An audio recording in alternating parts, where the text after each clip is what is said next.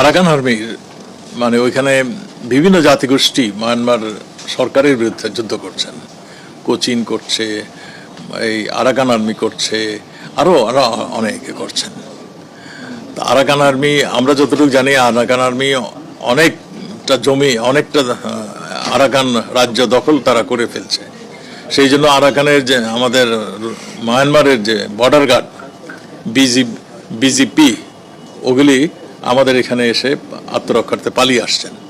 কাজে সেখানে অবস্থাটা আমরা এখন এই মুহূর্তে ঠিক বলতে পারবো না যে মায়ানমার আরাকান আর্মির অবস্থানগুলো কি। তা আমরা এইটুকুই বলতে পারি যে এরা মাঝে মাঝে ভুল করে আমাদের পুলিশের, আমাদের টহল বিজিবির উপরে ফায়ার ওপেন করেছিল।